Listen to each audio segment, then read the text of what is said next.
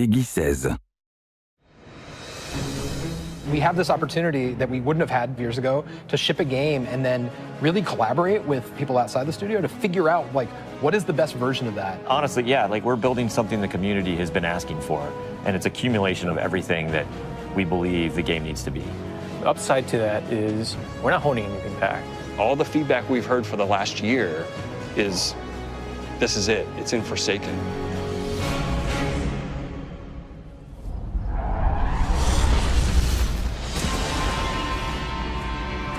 We want this release to have a different tone and a different vibe. We sort of just embrace that Western revenge vibe. You're going to a darker place. You're going to take on a different role as a Guardian. A barren landscape with like the asteroid vibe with like tumbleweeds. And I mean, that just sounded cool. Grit, man. I want to bring the dirt back. And what better way to start a story than to start it with a prison break? Right. Cade's been filling this prison with bad guys that are really bad. And so when it breaks, things can happen to all the world. First place you're going to go to is the Tangled Shore, which is a new part of the reef that you've never seen before. That's right, my friend. It's a collection of lashed together asteroids and rocks out in the asteroid It's belt. very otherworldly, and it's full of pirates and assassins and bad guys. It's become a lawless place. It truly is a frontier. It's completely taken over. The most malevolent force there is the Scorn. They're very aggressive. They're always going to charge and push you. The Barons are the top dogs in the Scorn, and each one has gone back and like committed nefarious crimes. I think of it as the reverse Magnificent Seven, like the worst of the worst criminals. You are hunting down these different Barons. In fact, they're called Baron hunts. So one Baron is a sniper, and you have a sniper versus sniper battle with him. Another Baron is this big, giant, hulking melee character.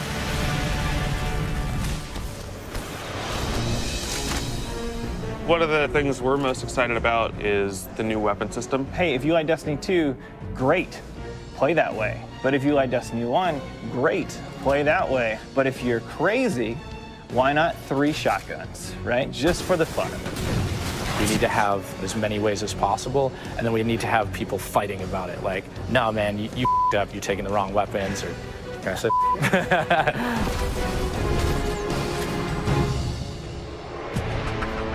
So randomables are coming back. Every single weapon is going to feel different when it drops. And we're improving the mod system, so you can customize your weapon the way you want it. We've got a whole new masterwork style system coming together where you actually are able to kind of move your levels up over time. And so there's investment back on the weapons again.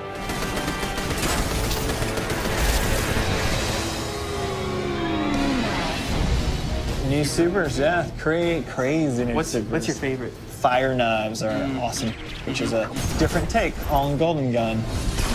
We took a lot of inspiration from Rise of Iron, cast that thing, you got a huge hammer now, and you slam that thing down, and it sends out this fire in front of you that then creates a fire tornado. We gotta take it to the next level, you know? The idea that anyone who plays, however they play, they're going to have some new way to engage. Yeah. I'm in love with the new Void Warlock teleportation that's like super anime, just like We've been having great games with the Arc Warlock. Basically cast this thing, he pulls back. Yeah, and it's gonna break the game, and I think that's amazing, yeah. You know? We also wanted a new weapon type that felt meaningful, so we came up with a bow and arrow, which seems kind of crazy, but when you use it, you feel like godlike. It is utilitarian, it's fantastical, it's also sci-fi. So we have a short range bow, we have a medium range bow, we have a long range bow. We built this guy who's like supposed to be super techie. you're like, why would you ever choose a bow in a game that has an automatic, machine gun? But boy, it's deadly. I mean, that's a nice machine gun you got there, buddy, but right, and then it's done. The biggest thing for me going into production on this game was like a new way to play, a new thing to do that like is new to Destiny. Let's see what we've got. You want to be able to give players what they want, but also surprise them. Gambit is a brand new mode. Destiny begs to marry PvE and PvP together. It's like adding bacon to peanut butter and jelly. You start off being able to see the other team that you're going to compete against, so you can taunt each other, you can emote. Each team is in their own separate arena, and they're being assaulted by combatants. They're dropping motes for you to collect, you bank them. When you put them in your bank, you're going to send a blocker over to the other side. That locks their bank down. They can't put motes into it until they take out that blocker. Filling up your bank with the motes is how you summon your primeval. You burn it down, that's it, round's over. The interesting part is that we allow one person from your team to go over to the other side and physically invade.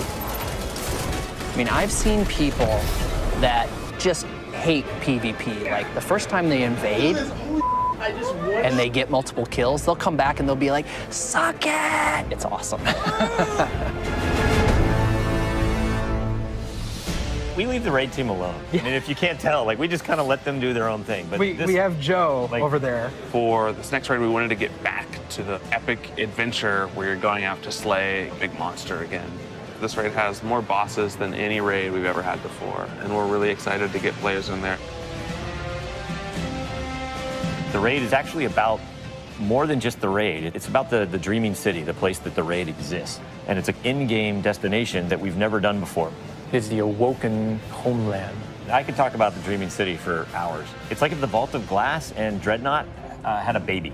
If they were like twins. Or the twins. Yeah, that's actually more accurate. Yeah, they're like twins. It's Yeah, like yeah, yeah. It had twins, Yeah. and then you took those twins and you put them on the doorstep of Peter Jackson, raised them as his own, and then that's the dreaming city. It is magical and weird and mysterious. It's designed to be a destination that has puzzles that you need to solve. A lot of hidden corners, lots of passageways that might not seem to exist the first time. And the raiders, they affect this destination. They change it for everyone. It's like this cyclical endgame place where there's just secrets and different activities that unveil over time. So the dreaming city that you see at launch is not going to be the same dreaming city 2-3 weeks later.